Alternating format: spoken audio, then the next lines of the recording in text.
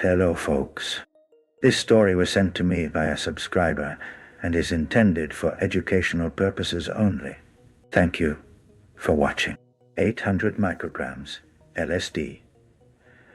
The night the moon sang back. I never expected a Tuesday night to turn into the kind of trip that would rewrite the definition of weird, but here we are.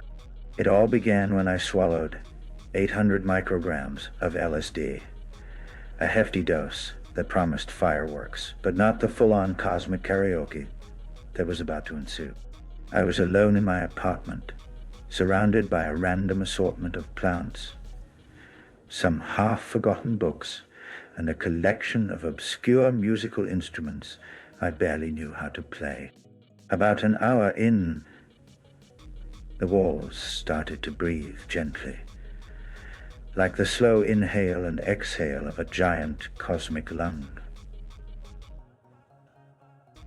Colors deepened, shadows melted, and the usual hum of the city outside faded to a soft lullaby. I lay back on the couch, eyes closed, thinking the trip would simply be a kaleidoscopic dance of shapes and feelings. But then the moon outside my window caught my attention. It was impossibly bright, glowing with a kind of sentient shimmer, like it was watching me as much as I was watching it. Suddenly, the moon began to sing, not in any earthly language, but a series of melodic pulses, deep, ethereal notes that seemed to penetrate the fabric of reality itself. And I opened my eyes wide, certain I was hallucinating, but the melody persisted. It was beautiful, sad, and oddly playful all at once. I reached for my old harmonica on the coffee table, unsure why, but the impulse felt right. As I lifted the harmonica to my lips, the moon's song changed. It was inviting me to join, to answer. I blew a note, hesitant at first, then another.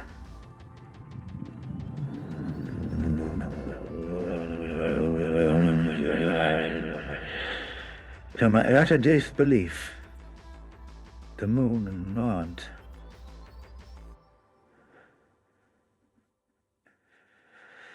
The last night skies, the music twisted and turned, notes transforming into shimmering colors that painted the air around me.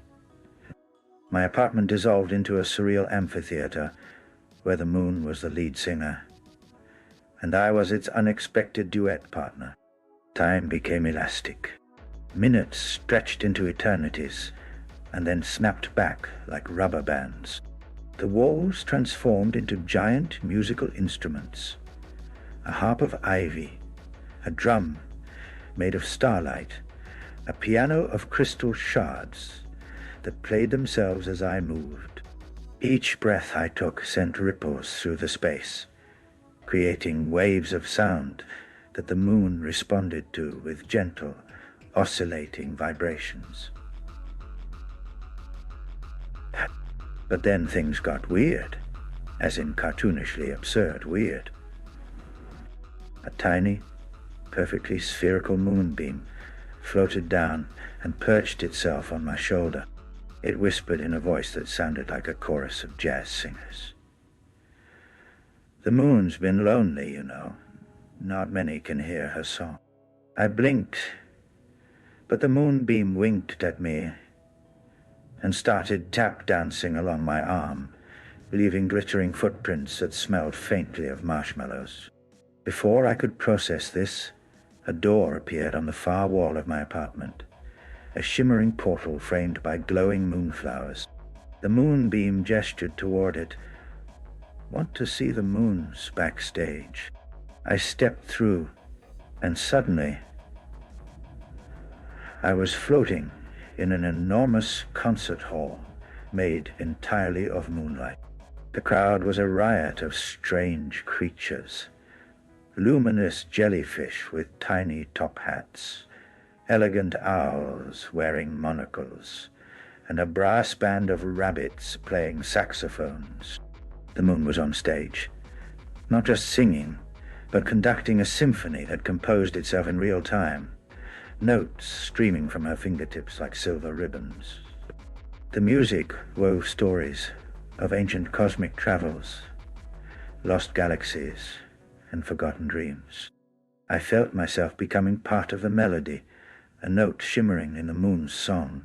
It was intoxicating and overwhelming.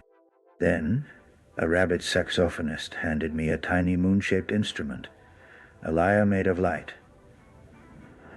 and motioned for me to join. As I played, my fingers strummed impossible chords that echoed across dimensions. The creatures around me cheered and danced, their bodies pulsing with stardust.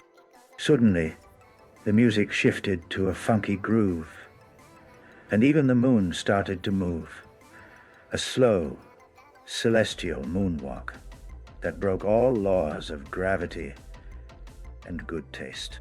But then, just as the crescendo reached a fever pitch, everything froze. The moon's face grew serious, and she whispered through the cosmic silence, "You've heard the song? But the world needs your melody now."